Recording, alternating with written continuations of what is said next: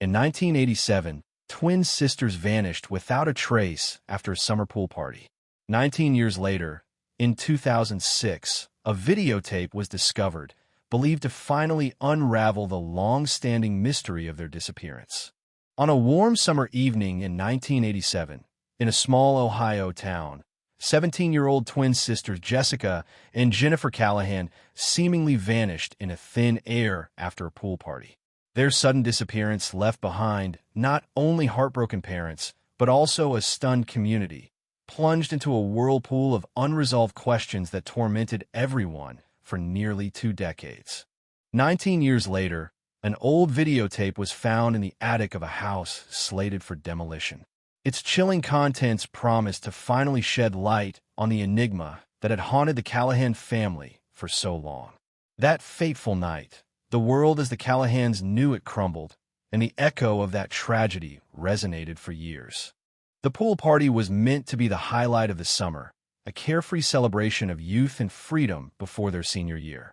The girls left home around 6 in the evening, their clear laughter echoing in the hallway as they animatedly debated swimsuit choices and hairspray. "Don't stay out late," their mother, Linda, called after them, standing in the doorway and watching her daughters, almost identical except for a blue streak Jennifer had added to her hair that spring, get into their friend Mandy's car and speed down Maple Lane. It was the last time anyone in their family saw them. The hours after midnight dragged on agonizingly as Linda and her husband Frank paced restlessly in the living room, the loud ticking of the clock only emphasizing the oppressive silence. When Jessica and Jennifer hadn't returned by 1 a.m., worry quickly escalated into panic. Linda immediately called Mandy's parents, who confirmed their daughter was home and safe, and that she had dropped the twins off just a few blocks from their own house around 11:30 p.m. No one else saw them. They didn't call. Their beds remained empty. By dawn, local police were already combing every street, field, and wooded area around the Callahan home. Friends, neighbors, and even complete strangers joined the search, desperately looking for any sign. Flyers with the twins' smiling faces, Jessica's dimple on the left, Jennifer's on the right, appeared on telephone poles, in storefronts, and on the evening news. The family made pleas on camera, and candlelight vigils were held in the town square. Numerous tips came in, but every lead proved false. The twins seemed to have simply vanished. The ensuing years were a blur of unending grief, grueling interviews, and slowly fading hope. Linda kept the girls' room exactly as they had left it, refusing to change the posters on the wall or the neatly folded clothes in the drawers, as if expecting their return. Frank retreated into himself, visiting the police station monthly with the same question, "Have you heard anything?" Their younger brother, Tyler, grew up in the shadow of this loss, learning to measure time before and after the night his sisters disappeared. Time passed, but the pain lingered. The case gradually went cold. The twins' high school diplomas were sent home, but remained unclaimed. Linda never missed a birthday, setting out 2 cakes every July and singing alone. By 2006, only faded flyers and whispered stories remained of the tragedy. Then, a demolition crew working on the other side of town discovered a dusty cardboard box in the attic of an abandoned house slated for demolition. Inside, amid stacks of old magazines and children's toys, lay an unlabeled videotape, with only the words "Play Me" scrawled on the plastic. Police were called immediately. For the first time in years, detectives rushed to the Callahan home, holding the worn tape like a time capsule from a vanished world. Linda trembled as the tape slid into the old VCR, fearing what it might reveal and dreading that it might finally end years of uncertainty or unleash new nightmares. As the screen flickered to life, every member of the Callahan family, along with the investigators who had searched for years, held their breath. Everything on that tape held the power to finally answer the question that had defined their lives. What really happened to Jessica and Jennifer Callahan that summer night in 1987? The videotape flickered to life with a burst of static. Shadows danced across the old TV screen as the tracking adjusted. For a moment, everyone in the room thought it was just another dead end, another cruel trick of hope. But then the image focused. Two girls, unmistakably the Callahan twins, stood by a pool, their faces illuminated by the golden glow of the setting sun. Sounds of laughter, distant music, and the gentle splash of water drifted from the tiny speakers. Jessica and Jennifer waved into the camera, their voices overlapping as they teased whoever was filming them. It was the last night anyone remembered them happy. Linda clapped a hand over her mouth, tears streaming down her cheeks. Frank's hands trembled as he reached for the remote, afraid to blink and miss something vital. The room fell silent as they watched the girls, frozen in time, utterly unaware of the nightmare about to unfold. At first, the recording seemed perfectly innocent. Teenagers joked, danced, and splashed each other under string lights. It was the kind of summer party every parent wished their children would experience, full of laughter, pranks, and promises of lifelong friendship. But as the recording continued, a strange, unsettling feeling emerged. The filming became shakier, the camera zooming in on Jessica and Jennifer as they stood at the edge of the pool, whispering to each other. The sound cut out, then returned just in time to catch Jennifer's words. "Are you sure we should go?" Jessica replied, "It's just a little adventure. We'll be back before anyone notices." The image jolted as the camera followed the twins away from the pool. They slipped through a side gate, looking over their shoulders and laughing. The screen went black for a few seconds, long enough for Linda's mind to spiral into a whirlwind of what-ifs. Then, the recording cut to a shaky shot of the girls walking down a moonlit street. Their voices were softer now, excitement in their tone mixed with nervousness. "I think we're lost," Jessica giggled, trying to read a street sign. Jennifer nudged her, telling her to be quiet before they got caught. Suddenly, headlights flashed in the distance, illuminating the twins for a split second before they darted out of view. The sound on the tape distorted, catching only the distant rumble of an engine. The image distorted again, and when it returned, the girls were gone. Only an empty street remained.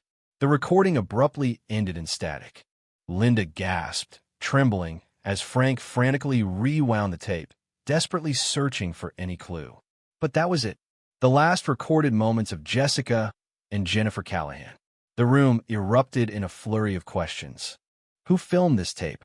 Where did it come from? Why was it hidden in an attic for nearly 2 decades?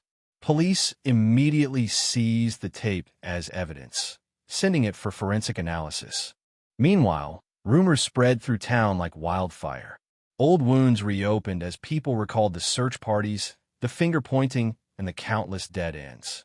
For the first time in years, news vans parked on the Callahan Street. Reporters speculated about the identity of the camera person. Was it a friend, a party guest, or someone else? Someone with darker intentions? The long-stalled case was suddenly alive again.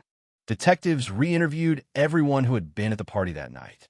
Some claimed to remember little. Others became defensive, insisting they had nothing to hide. The twins' childhood friends, now adults with families of their own, gathered at the Callahan home, sifting through every memory, every detail, hoping something would stand out. Linda and Frank clung to each other, torn between the agony of seeing their daughters alive again, if only for a moment, and the new wave of uncertainty the tape unleashed. For the first time in 19 years, a fragile hope emerged that the truth of what happened to Jessica and Jennifer might finally come out. But as investigators dug deeper, the secrets of that summer night proved more convoluted and dangerous than anyone could have imagined. As news of the videotape spread, old wounds reopened across Cedar Pines. Parents who had sent their children to that infamous pool party in July 1987 now re-examined memories and re-evaluated everything they thought they knew. The Callahan home became a revolving door for friends, neighbors, and journalists. Some brought sympathy, others suspicion. Linda and Frank moved through it all like ghosts, haunted but clinging to the only thing that mattered: hope. Police reviewed the tape frame by frame, searching for hidden details. In the background of one frame, a red pickup truck appeared, parked near the pool's back fence. Another frame showed a group of teenagers sitting together, Their faces were blurred, but their postures suggested tension.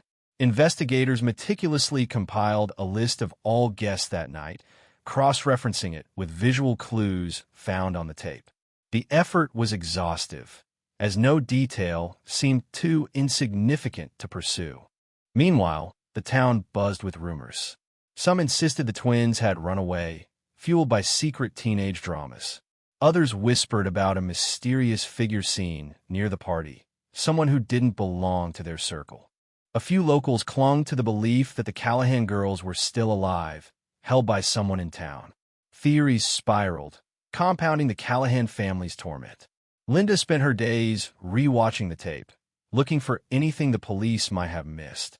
She filled pages with notes, circling timestamps, jotting down random details, and calling old friends late at night.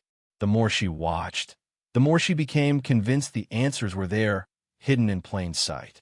Frank, in contrast, retreated further into himself. He wandered through the empty bedrooms, running his hand over the twins' untouched belongings. Their laughter echoed in his mind. Every creak in the house seemed a reminder of what he had lost. But when the phone rang with news from detectives, he listened, refusing to let despair consume him entirely. An unexpected breakthrough occurred when an officer noticed a faint reflection in one frame, a figure holding the camera, partially visible in a window pane. Image enhancement revealed a silhouette, tall and broad-shouldered, not matching any known party guest. This discovery sent shockwaves through the investigation. Who was this person, and why were they filming the girls so closely? Police released the image of the reflection, hoping someone would recognize the figure or the person's manner of standing. It was a risky move, but tips poured in almost immediately. One call came from a retired teacher who remembered a temporary gym coach who had briefly worked at the school that spring. He was described as friendly but reclusive, an outsider in the small town. Detectives tracked down employment records and found a name, Dennis Parker. He had abruptly left Cedar Pines a week after the twins disappeared. Police pulled his personnel file, address, and even an old staff photo. The resemblance was chilling. A tall man with dark, unruly hair, standing in the exact same posture as the figure in the tape's reflection. Suddenly, the focus of the investigation shifted. Detectives began reconstructing Dennis Parker's movements. They spoke with former colleagues, students, and neighbors from the summer of 1986. Some remembered him as harmless. Others recalled strange, unsettling behavior. The day after the party, Dennis reportedly packed his belongings and left town without saying goodbye. As new evidence emerged, the Callahan family faced a storm of emotions. Anger, fear, and a fragile hope that the truth, after all these years, might finally be near. But with every answer came new questions. Why was Dennis filming the twins? Where did he go after leaving Cedar Pines? And most agonizingly, what happened to Jessica and Jennifer Callahan that summer night?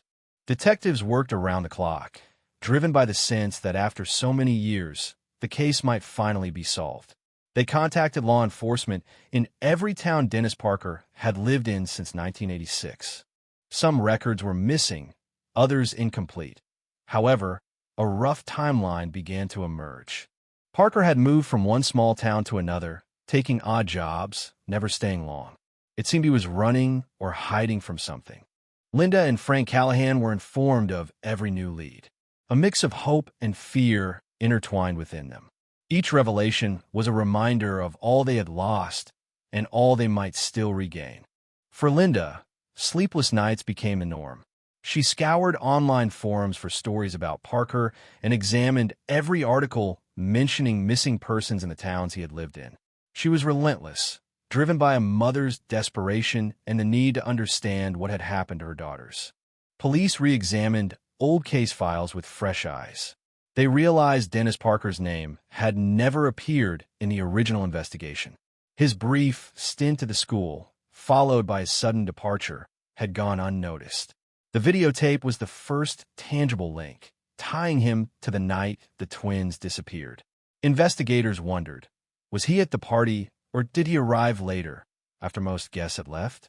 Forensic experts analyzed the tape itself, searching for fingerprints, DNA, anything. The tape's surface was damaged, likely having changed hands multiple times before its discovery. But one partial print was found, smudged and incomplete. It wasn't enough for a definitive identification, but it offered a small, maddening glimmer of hope. At the very least, it proved someone had recently handled the tape, possibly Parker himself. Then came a breakthrough. A local journalist covering the reopened case received an anonymous letter, mailed from another state. Inside was a single, time-yellowed photograph of Jessica and Jennifer standing by the pool at the party, arms around each other, smiling. On the back, a date was written, July 12, 1986. But it was a shadowy figure in the background that caught police attention. Again, the unmistakable silhouette of Dennis Parker, frozen at the edge of the pool, watching the twins. Detectives traced the letter to a small post office in a remote town. Surveillance footage showed a hooded man, turned away from the camera, mailing the envelope. The image wasn't clear enough to confirm Parker's identity, but the height and build matched. They searched the town, questioned locals, even put up flyers with Parker's old photo, but he had vanished again, as he had so many times before. Meanwhile, the Callahans grappled with the new revelations. Frank spent hours in the attic, searching for anything the girls might have left behind. A diary, a letter, a forgotten trinket that could offer a clue. Linda worked to keep her daughter's memory alive in the community, organizing candlelight vigils and urging anyone with information to come forward. The twins' old friends gathered at the family home, sharing stories and comforting each other, but the uncertainty cast a long, unwavering shadow. The investigation continued to gain momentum. Police set up a dedicated hotline for tips, and soon another lead emerged. A woman recalled seeing Dennis Parker in her motel lobby the night of the party, nervously looking out the window. When police checked the motel, they found his name in the guest book, written in shaky handwriting and with a false address, but unmistakably his. He had checked out before dawn, long before the disappearance was even discovered. Each piece of evidence was like a puzzle fragment, giving the Callahans and investigators hope while simultaneously deepening the mystery. The videotape, the old photograph, the motel guest book, all pointed to Dennis Parker. But the most crucial piece, the fate of Jessica and Jennifer, remained elusive. As summer wore on and the anniversary of the twins' disappearance approached, Linda found herself standing at the edge of the pool where it all began, gazing into the shimmering water for some sign, some answer. Behind her, the town of Cedar Pines held its breath, waiting to see if the past would finally yield its secrets. The pool became a silent memorial in Cedar Pines. On the anniversary night, families gathered, lit candles, and released floating lanterns onto the calm water in honor of the missing twins. Local news crews recorded the vigil, and Jessica and Jennifer Callahan's story once again spread beyond state lines, drawing new attention and, unexpectedly, another lead.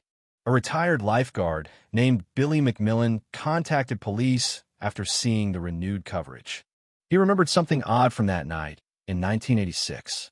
As the party wound down, he returned to the pool to retrieve his jacket. He recalled seeing an unfamiliar man near the back gate. The man looked nervous, fiddling with something metallic, perhaps a set of keys or a video camera. The man quickly left, disappearing into the parking lot. Billy hadn't thought much of it at the time, assuming he was a parent or older brother, but now, seeing Dennis Parker's photo in the news, he was almost certain it was him. Investigators met with Billy, dissecting every detail. His testimony placed Parker at the pool just minutes before the twins were last seen. More importantly, it suggested he was carrying a video camera, which later recorded the tape found in the thrift store. But without a clear image or further physical evidence, they still lacked the proof needed to arrest him or explain what happened next. Desperate for answers, police appealed to the public for information on Parker's vehicles, known associates, and places he might have stayed over the years. Numerous tips came in, most proving to be dead ends, until a tow truck driver from a neighboring town called to report a long-abandoned van he had towed from a rest stop in the late 80s. The driver remembered the van because of its peculiar smell and the stacks of videotapes inside, but it had been auctioned off years ago. Nevertheless, police tracked the records and found the van had once been registered to Dennis Parker under an alias. Inside the old van, now rusting in a junkyard, detectives found water-damaged boxes containing faded clothing, old toys, and more videotapes. Most were ruined by time and mold. Frank spent hours in the attic, desperately searching for anything the girls might have left behind. An old diary, a forgotten letter, or even an insignificant trinket that could offer some clue. Linda, in turn, made every effort to keep her daughter's memory alive in the community, organizing touching candlelight vigils and tirelessly urging anyone with any information to come forward. The twins' old friends regularly gathered at the family home, sharing memories and comforting each other, but the oppressive uncertainty cast a long, unwavering shadow over their lives. The investigation continued to gain rapid momentum. Police promptly set up a special hotline for information from the public, and soon another very significant lead emerged. A motel owner recalled seeing Dennis Parker in her establishment's lobby on the night of the party, nervously looking out the window. When police checked the motel, they found his name in the guest book, written in shaky handwriting and with a false address, but unmistakably his.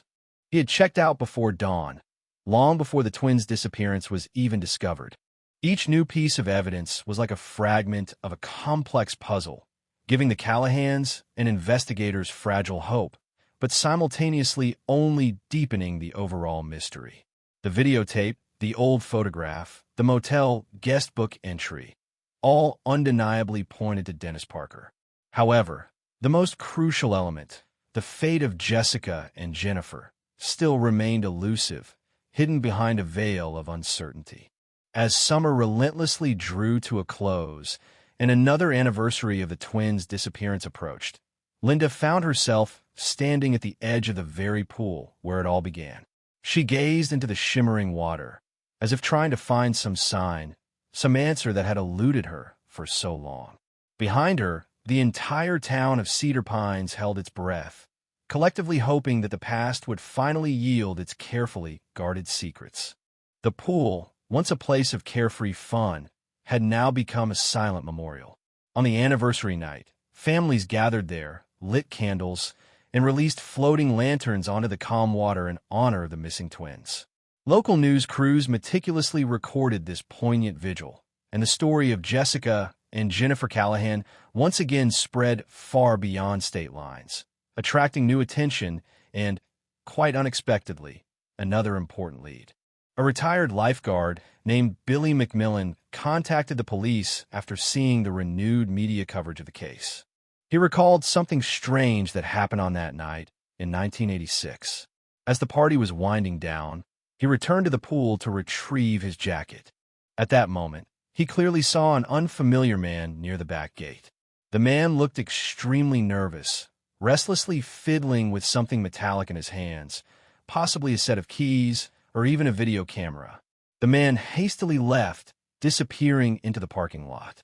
Billy hadn't given it much thought at the time, assuming he was a parent or an older sibling of one of the guests. But now, seeing Dennis Parker's photograph in news, he was almost certain it was him. Investigators immediately met with Billy, meticulously dissecting every detail of his testimony. His account placed Parker at the pool just minutes before the twins were last seen. More importantly, it suggested he was carrying a video camera, which likely later recorded the very tape found in the thrift store. However, without a clear image or additional physical evidence, they still lacked the irrefutable proof needed for his arrest or a full explanation of what happened next. Desperate for new answers, the police appealed to the wider public, urging them to provide any information about Parker's vehicles, his known associates, and places he might have stayed over the years. Numerous tips came in, most of which, unfortunately, proved to be dead ends, until a tow truck driver from a neighboring town called to report a long-abandoned van he had towed from a rest stop in the late 80s. The driver distinctly remembered the van because of its peculiar, unpleasant smell and the stacks of videotapes inside, but the vehicle had been auctioned off many years ago. Nevertheless, the police meticulously tracked the records and, to their surprise, discovered that the van had once been registered to Dennis Parker under an alias. Inside the old van, now rusting in a junkyard, detectives found water-damaged boxes containing faded clothing, old children's toys, and, most importantly, more videotapes. Most of them, unfortunately, were severely damaged by time and mold. They spent evenings sitting together in silence, sifting through boxes of their daughter's belongings, searching for clues or meaning, or simply a way to feel closer to the girls they had lost. On the twins' birthday, Linda lit 2 candles and placed them on the kitchen window, letting Jessica and Jennifer know they weren't forgotten. One morning, as the leaves turned yellow and the wind swayed the empty swing set in the backyard, another envelope arrived. No return address. Inside was a single Polaroid photo. Jennifer and Jessica at the pool party, arms around each other, smiling into the camera, and on the back, shaky handwriting. "I miss you every day, Mom." The message matched handwriting from Linda's old diaries, which had vanished from her bedside drawer years ago. The implication was chilling. Whoever sent the photos had been in their home. Police fingerprinted the envelope, but found nothing. Ramirez intensified his efforts, but answers remained elusive. The town gathered for another vigil at the pool, where the girls were last seen. Linda spoke softly, her voice trembling but clear. "If anyone knows anything, no matter how small, please come forward. Don't let another year pass in silence." As autumn deepened, the mystery of the twins' disappearance seemed as impenetrable as ever. Still, Linda refused to give up. Every day, she drove past the pool, past the site where the van was found, clinging to the hope that someday the truth would emerge. The search wasn't over, and in her heart, Jennifer and Jessica's stories weren't over either. The arrival of the anonymous Polaroid photo shook the entire Callahan family to their core. Linda could barely sleep, her mind relentlessly replaying old memories, reliving every minute detail of that fateful summer. She agonizingly wondered how someone could have accessed her private diaries if they were kept in a house. Had she missed a sign? Some sinister presence? Frank tried to comfort her, but he too was shaken, watching her become more withdrawn and anxious with each passing day. Detective Ramirez immediately took the Polaroid photo to the forensic team in the city, desperately searching for any, even the slightest clue. The image itself was old, the film degraded, but the forensic team confirmed its authenticity. The photo had been taken with a camera typical of the late 1980s. The handwriting on the back matched Linda's, but not perfectly. It was almost as if someone had tried to imitate her handwriting. Ramirez wondered if the girls had taken the diary themselves on the night of their disappearance, or if someone had stolen it, planning to use it as a twisted message years later. Meanwhile, urban theories multiplied like mushrooms after rain. Some believed the twins had run away, tired of the gossip and pressure of small-town life. Others whispered about darker possibilities, human trafficking, revenge, a crime of opportunity. With Carl Moody under surveillance, police thoroughly checked his records and tracked his movements. But nothing directly linked him to the girl's disappearance or the mysterious Polaroid photo. Ramirez felt the weight of every parent's gaze on him, their unspoken but desperate plea: find them. As winter enveloped Cedar Pines in its cold blanket, Linda and Frank settled into a routine of silent dinners and sleepless nights. But a glimmer of hope, like a distant lighthouse, flickered when, just before Christmas, another envelope arrived. This one was thicker, and inside was an old VHS tape. Its label was faded and almost unreadable. Ramirez rushed it to the lab, where technicians carefully played it on outdated equipment. The tape began with grainy footage from the pool party. Teenagers in bright swimsuits ran past the camera, laughing and splashing water. There, unmistakably, were Jennifer and Jessica, holding hands and waving to the person filming. They looked happy, carefree, full of life. Then the recording cut out. The next segment was filmed in almost complete darkness, and the camera shook as if the person holding it was running. A lone flashlight beam darted across a parking lot, catching the twins' faces, frightened, whispering to each other, hiding behind a car. In the distance, a sinister shadow moved. Linda cried when she saw her daughter's faces on the screen, realizing these might be their last images. Ramirez rewatched the recording multiple times, analyzing every second for clues. Who was filming? Why was the recording so intermittent? He enhanced the audio and caught a faint voice, male, telling the girls to be quiet, but no one could definitively identify the speaker. The release of the recording reignited the town's obsession with the case. The twins' old friends and classmates came forward, sharing memories and rumors that had long been kept secret.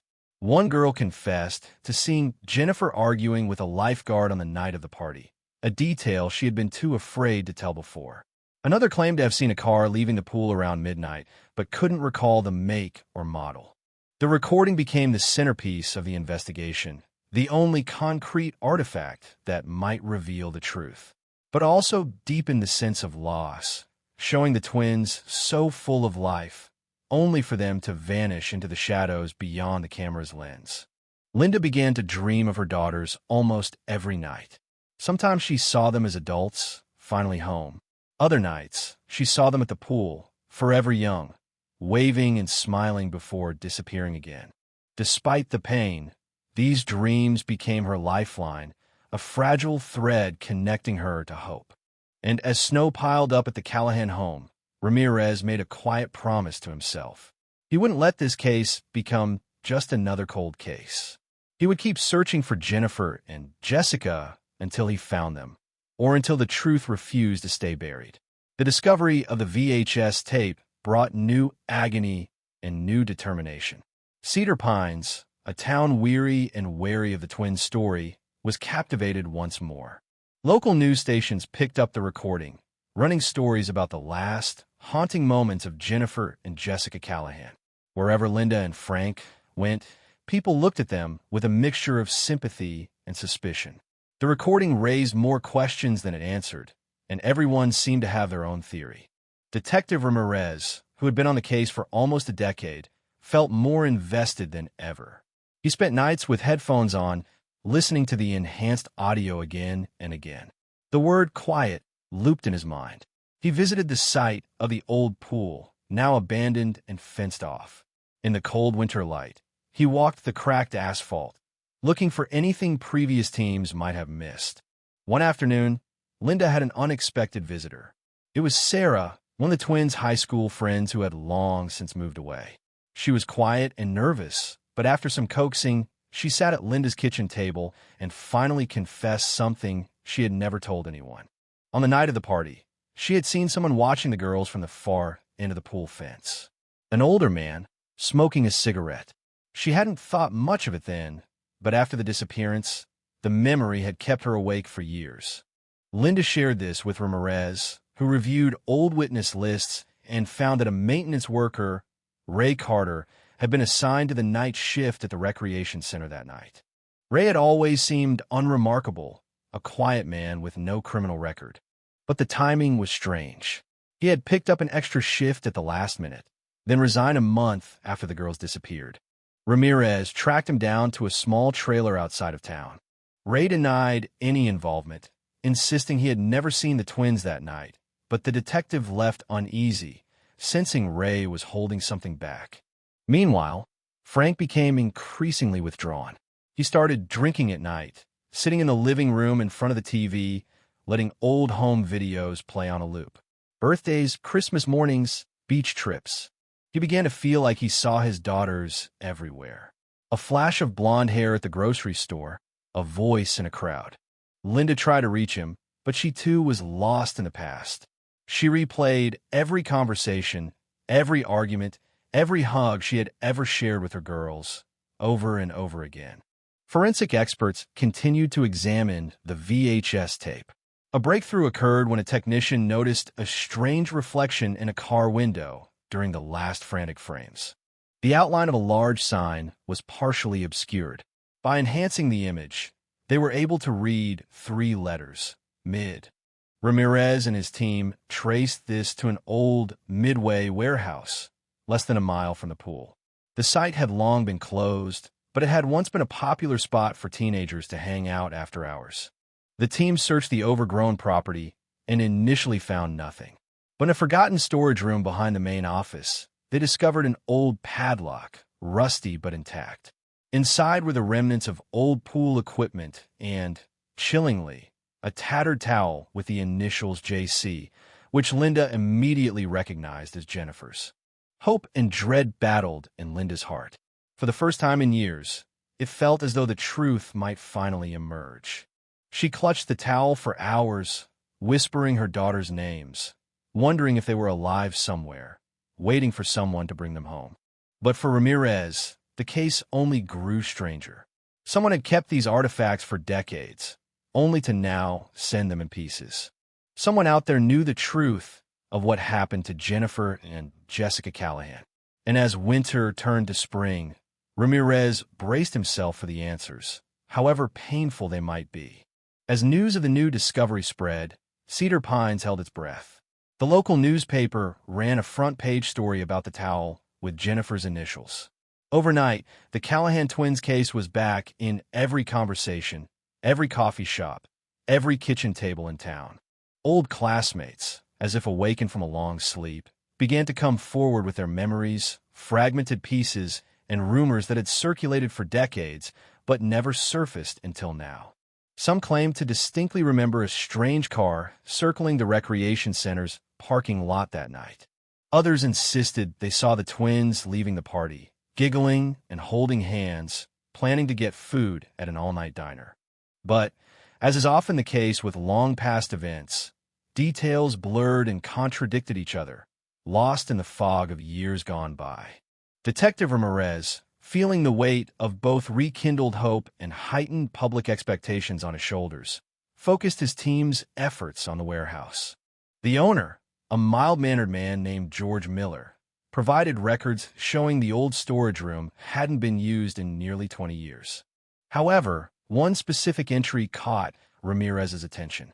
About a month after the twins disappeared, someone had signed for maintenance supplies. The signature was illegible, but Miller distinctly recalled a man coming late at night, carrying a duffel bag, and leaving in a hurry. He couldn't remember the name, but described the visitor as older, rough-looking, and agitated. Ramirez immediately thought of Ray Carter, the former maintenance worker. Determined, Ramirez revisited Ray.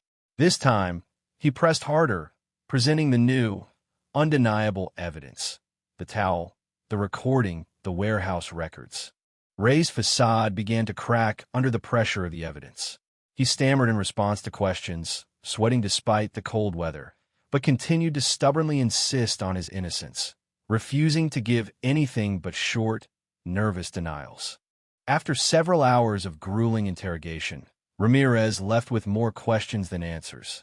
The frustration was palpable, like a thick fog. Meanwhile, Linda felt her inner world unraveling under the pressure of this newfound, yet fragile, hope. The towel, though small, became an anchor for her immense grief and longing. She clutched it at night, imagining Jennifer draping it over her shoulders after a swim. Frank watched her from the doorway, guilt mixed with helplessness burning in his chest. He desperately wanted to believe, but after so many false starts and dead ends, hope had become a dangerous, almost painful thing. The VHS tape also drew new, intense scrutiny from experts outside Cedar Pines. A group of online amateur detectives, seemingly obsessed, fully immersed themselves in the case. Someone noticed a peculiar pattern of lights in the background of the pool party footage. Tiny reflections that could be from nearby streetlights or perhaps car headlights. They hypothesized that someone was watching, waiting in the shadows, while the twins filmed their last moments at the party. One evening, Linda received a message from an anonymous online informant. The sender claimed to have been at the pool party that night and remembered seeing Jennifer and Jessica talking to an older man by the fence after midnight. The message was short, almost cryptic, but it shook Linda to her core. She immediately forwarded it to Ramirez, who traced the account to a woman named Allison Green, a former lifeguard who had moved across the country years ago. Ramirez called Allison, and after a long, tense conversation, she finally confessed that she had always felt uneasy about that night. She distinctly remembered Ray Carter being there long after his shift ended, lingering in the parking lot, smoking and pacing restlessly. Allison recalled him watching the twins, his eyes never leaving them as they laughed and filmed themselves with a VHS camera. As spring turned to summer, the case gained rapid momentum. Forensic specialists returned to the warehouse, using ground-penetrating radar to scan the surrounding area. They discovered a small patch of disturbed soil behind the main office, undeniable evidence of a long-buried pit. When they began to excavate, they uncovered more remains. The twins' hairbrushes, a broken watch, and, wrapped in plastic, Jessica's diary. The diary entries stopped on the night of the party, ending with the ominous words, "Tonight is the last night, I'll just be a kid." For Linda and Frank, each new piece of evidence reopened old, bleeding wounds, but also offered a sense that their daughter's story might finally be told. For Detective Ramirez, the puzzle was slowly but surely coming together, though the last, most crucial piece still eluded him. What exactly happened after the party? And why had someone kept these secrets for so many years? The answers seemed close, agonizingly close, and everyone waited with bated breath for what would come next. The accumulating evidence stirred long-buried memories across Cedar Pines. Old friends who had drifted apart after high school began calling each other again, sharing recollections of that infamous pool party and the days that followed. Some openly wondered if there had always been warning signs, small oddities in the twins' behavior, or in the people who lingered around the recreation center after closing. Whispers of jealousy, teenage rivalries, and forbidden crushes resurfaced. But no rumor could explain the decades of silence or the precise trail of items that were slowly but surely appearing. Detective Ramirez worked late into the night, meticulously compiling a timeline of events. The twins had left the pool area just after 1 a.m., carrying their towels and a video camera, giggling about a secret adventure they wanted to film. Surveillance cameras had captured their silhouettes slipping through a side gate, heading towards the old maintenance shed at the back of the property. After that, the recording turned to static. Either the tape ran out, or someone had interfered with the recording. Ramirez revisited every person who had worked at the recreation center in the 1980s. Most were retired or had moved far away, but he tracked them down, questioning them persistently. Several recalled Ray Carter's late presence, but also mentioned another figure, a former assistant manager named Valerie Adams, who had abruptly left town after the twins' disappearance. Some hinted at rumors that Valerie was said to have a volatile temper and a troubled personal life, but no one could recall seeing her with the twins that night. Meanwhile, Linda clung to Jessica's diary, reading and rereading her daughter's last entry. The phrase, "Tonight is the last night, I'll just be a kid," haunted her, prompting agonizing reflection. Was it excitement or a premonition of fear? Frank kept to himself, retreating to the garage to tinker with repairs, unable to face the questions of the outside world. Their home filled with the low hum of news reports and the sharp click of Linda's pen as she jotted down every possible lead. Amateur detectives continued their own investigation, poring over grainy photos from the party and background noises on the VHS tape. One listener isolated a voice, a sharp and insistent older female voice amidst the pool party laughter. She was telling someone to hurry and get out of sight. Another insisted they saw a shadow at the far end of the parking lot, moving as the twins walked out of frame. Then came a breakthrough. A former lifeguard named Darren, now living in Oregon, remembered Valerie Adams borrowing his car on the night of the party, returning it late, smelling of chlorine and dirt. When questioned why, Valerie had laughed nervously and claimed she had to run an errand for the boss.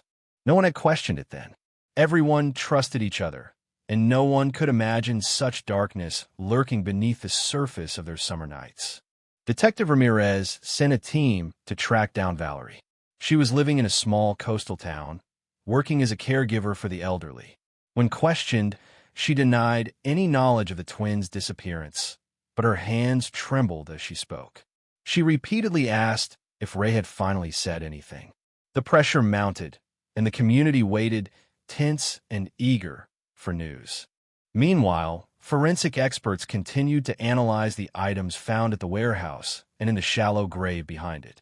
Traces of blood, long faded, were discovered on the towel. DNA tests were underway, but results would take time. Linda and Frank lived in a state of agonizing uncertainty, every phone call or knock at the door threatening to shatter their fragile peace again.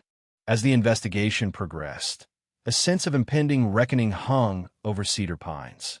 Secrets were unraveling, old alliances shifting, and the truth, whatever it might be, seemed closer than ever. For Linda, the thought of finally knowing what happened to Jennifer and Jessica brought not only hope, but also a deep, bone-chilling dread. The town that once felt safe and familiar now appeared full of sinister shadows. Every face, a potential witness or keeper of terrible secrets. Ramirez knew the next step would be crucial. One more confession, one undeniable piece of evidence, could bring closure or unleash a storm the town had avoided for nearly 4 decades. Detective Ramirez's relentless pursuit began to yield results as he focused his attention on a few individuals who might truly know what happened that fateful night. The revelations about Valerie Adams sent ripples through the community. Many had almost forgotten her, but now she seemed central to this entire tangled story. Her mysterious past, her sudden departure from Cedar Pines, and the chilling coincidence of her borrowing the lifeguard's car that night became central to the investigation. Listeners from across the country began sending in tips and theories. Someone who had worked with Valerie years later recalled her breaking down at a company party after too much wine, sobbing about girls who never came home. Another remembered a scar on her arm that she claimed she got from a broken ladder at the pool. These fragmented memories had seemed trivial for years, but now they seemed to carry an ominous undertone. Ramirez pressed for a formal interview with Valerie, traveling to her coastal home. The meeting was tense. Valerie's living room was cluttered and dim, the air thick with the smell of old newspapers and sea breeze. She sat motionless in her armchair, eyes fixed on a chipped coffee mug as she listened to his questions. Allison recalled him watching the twins, his eyes never leaving them as they laughed and filmed themselves with a VHS camera. As spring turned to summer, the case gained rapid momentum. Forensic specialists returned to the warehouse, using ground-penetrating radar to scan the surrounding area. They discovered a small patch of disturbed soil behind the main office, undeniable evidence of a long-buried pit. When they began to excavate, they uncovered even more remains. The twins' hairbrushes, a broken watch, and, wrapped in plastic, Jessica's diary. The diary entries stopped on the night of the party, ending with the ominous words, "Tonight is the last night, I'll just be a kid." For Linda and Frank, each new piece of evidence reopened old, bleeding wounds, but also offered a sense that their daughter's story might finally be told. For Detective Ramirez, the puzzle was slowly but surely coming together, though the last, most crucial piece still eluded him. What exactly happened after the party? And why had someone kept these secrets for so many years? The answers seemed close, agonizingly close, and everyone waited with bated breath for what would come next. The accumulating evidence stirred long-buried memories across Cedar Pines. Old friends who had drifted apart after high school began calling each other again, sharing recollections of that infamous pool party and the days that followed. Some openly wondered if there had always been warning signs, small oddities in the twins' behavior, or in the people who lingered around the recreation center after closing. Whispers of jealousy, teenage rivalries, and forbidden crushes resurfaced. But no rumor could explain the decades of silence or the precise trail of items that were slowly but surely appearing. Detective Ramirez worked late into the night, meticulously compiling a timeline of events. The twins had left the pool area just after 1 a.m., carrying their towels and a video camera, giggling about a secret adventure they wanted to film. Surveillance cameras had captured their silhouettes slipping through a side gate, heading towards the old maintenance shed at the back of the property. After that, the recording turned to static. Either the tape ran out, or someone had interfered with the recording. Ramirez revisited every person who had worked at the recreation center in the 1980s. Most were retired or had moved far away, but he tracked them down, questioning them persistently. Several recalled Ray Carter's late presence, but also mentioned another figure, a former assistant manager named Valerie Adams, who had abruptly left town after the twins' disappearance. Some hinted at rumors that Valerie was said to have a volatile temper and a troubled personal life, but no one could recall seeing her with the twins that night. Meanwhile, Linda clung to Jessica's diary, reading and rereading her daughter's last entry. The phrase, "Tonight is the last night, I'll just be a kid," haunted her, prompting agonizing reflection. Was it excitement or a premonition of fear? Frank kept to himself, retreating to the garage to tinker with repairs, unable to face the questions of the outside world. Their home filled with the low hum of news reports and the sharp click of Linda's pen as she jotted down every possible lead. Amateur detectives continued their own investigation, poring over grainy photos from the party and background noises on the VHS tape. One listener isolated a voice, a sharp and insistent older female voice amidst the pool party laughter. She was telling someone to hurry and get out of sight. Another insisted they saw a shadow at the far end of the parking lot, moving as the twins walked out of frame. Then came a breakthrough. A former lifeguard named Darren, now living in Oregon, remembered Valerie Adams borrowing his car on the night of the party, returning it late, and it smelled of chlorine and dirt. When he asked why, Valerie had laughed nervously and claimed she had to run an errand for the boss. No one had questioned it then. Everyone trusted each other, and no one could imagine such darkness lurking beneath the surface of their summer nights. Detective Ramirez sent a team to track down Valerie. She was living in a small coastal town, working as a caregiver for the elderly. When questioned, she denied any knowledge of the twins' disappearance, but her hands trembled as she spoke. She repeatedly asked if Ray had finally said anything. Pressure mounted, and the community waited, tense and eager, for news. Meanwhile, forensic experts continued to analyze the items found at the warehouse and in the shallow grave behind it. Traces of blood, long faded, were discovered on the towel. DNA tests were underway, but results would take time.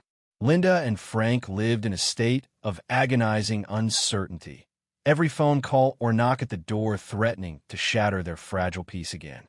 As the investigation progressed, a sense of impending reckoning hung over Cedar Pines. Secrets were unraveling, old alliances shifting, and the truth, whatever it might be, seemed closer than ever. For Linda, the thought of finally knowing what happened to Jennifer and Jessica brought not only hope, but also a deep, bone-chilling dread. The town that once felt safe and familiar now appeared full of sinister shadows. Every face, a potential witness or keeper of terrible secrets. Ramirez knew the next step would be crucial. One more confession, one undeniable piece of evidence, could bring closure or unleash a storm the town had avoided for nearly 4 decades. Detective Ramirez's relentless pursuit began to yield results as he focused his attention on a few individuals who might truly know what happened that fateful night. The revelations about Valerie Adams sent ripples through the community. Many had almost forgotten her, but now she seemed central to this entire tangled story. Her mysterious past, her sudden departure from Cedar Pines, and the chilling coincidence of her borrowing the lifeguard's car that night became central to the investigation. Listeners from across the country began sending in tips and theories. Someone who had worked with Valerie years later recalled her breaking down at a company party after too much wine, sobbing about girls who never came home. Another remembered a scar on her arm that she claimed she got from a broken ladder at the pool. These fragmented memories had seemed trivial for years, but now they seemed to carry an ominous undertone. Ramirez pressed for a formal interview with Valerie, traveling to her coastal home. The meeting was tense. Valerie's living room was cluttered and dim, the air thick with the smell of old newspapers and sea breeze. She sat motionless in her armchair, eyes fixed on a chipped coffee mug as she listened to his questions. She adamantly denied any knowledge of what had occurred. However, as Detective Ramirez methodically laid out the undeniable evidence, Jessica's diary, the initial towel, the strange use of the lifeguard's car, and the background voices on the video, her carefully constructed defense began to crumble rapidly. After several hours of intense interrogation, Valerie finally spoke, her voice barely audible, almost a whisper. "I didn't mean to hurt anyone. I was just doing what Ray told me. He said it was a joke, that the girls would find their way back. I didn't think it would go this far." Ramirez pressed for details, but she offered little, only monotonously repeating that Ray Carter had orchestrated something that night. This partial confession reignited the search for Ray, who had been living a transient life since leaving Cedar Pines in the early 1990s. While Ramirez's team relentlessly searched for clues to Ray's current whereabouts, forensic analysis of the towel and video camera continued. Tiny traces of algae and soil, completely unusual for the recreation center's property, hinted that the twins had left the party area, likely under duress, before vanishing forever. The media storm intensified, once again drawing national attention to Cedar Pines. News vans lined the quiet streets, disrupting the usual peace. Frank and Linda were besieged with countless interview requests, but Linda refused them all, preferring to spend her time rereading Jessica's diary and poring over the few precious photos of her daughters, desperately searching their faces for some sign she might have missed. Meanwhile, investigators made a stunning discovery. In one corner of the video camera's last frame, just before the recording went black, a faint reflection in the pool window caught the light. The silhouette of a man, broad-shouldered, with a distinctive limp. The timestamp confirmed it occurred moments before the twins vanished. Ramirez compared the silhouette to old staff photos. There was no doubt it was Ray Carter. As the search intensified, a new wave of volunteers scoured old properties and wooded trails on the outskirts of town, looking for any signs of disturbed earth or forgotten clues. One group discovered a rusty keychain and a charm bracelet beneath the roots of a long-fallen tree near the recreation center. The initials on the charm matched Jessica's. The community held its breath, torn between fragile hope and overwhelming dread. For Linda and Frank, the pain was constant. They were not ready to fully believe nor to abandon hope. Each new piece of evidence reopened old wounds, but also promised the possibility of finally knowing the truth. As summer transitioned to autumn, Cedar Pines waited. Detectives, journalists, and ordinary citizens felt that the case, long frozen in silence, was finally on the verge of resolution. As the climax approached, fear grew. Would the full story ever be known? Or would some mystery remain buried forever, beyond the reach of light? Valerie's partial confession and the chilling image of Ray Carter reflected in the pool window sent the entire case into overdrive.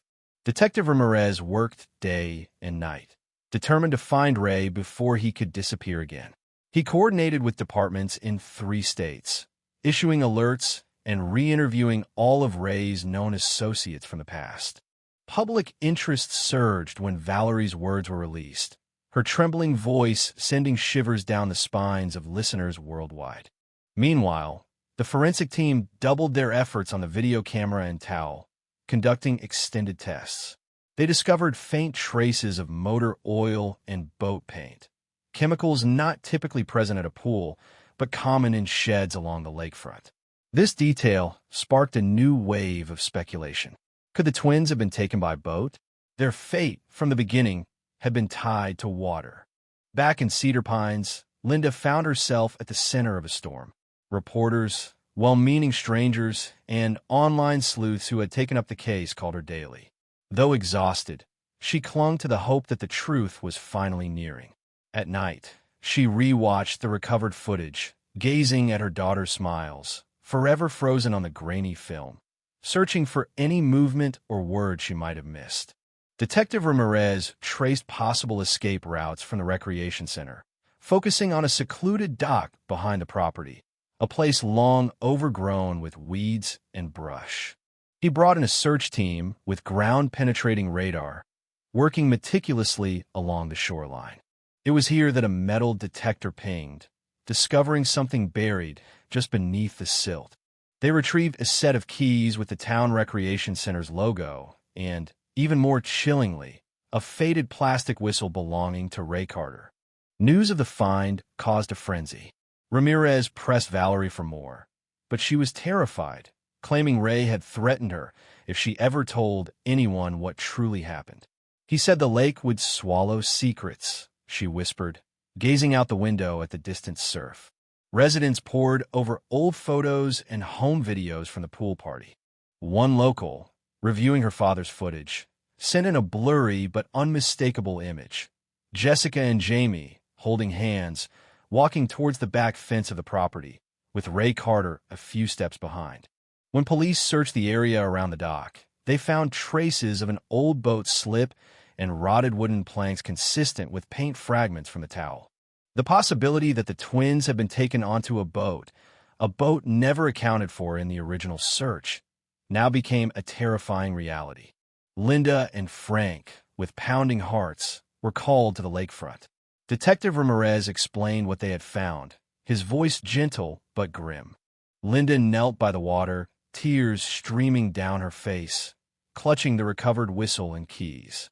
For the first time, she felt the weight of closure pressing down on the pain of hope. However, even as the investigation accelerated, Ray Carter remained a ghost. Reports came in from distant towns and border crossings, but he always seemed one step ahead. The town of Cedar Pines was divided. Some believed justice was finally near, while others whispered that some truths might never surface. As autumn deepened and leaves covered the quiet town, the focus shifted from desperate hope to grim remembrance. A memorial was erected by the lake.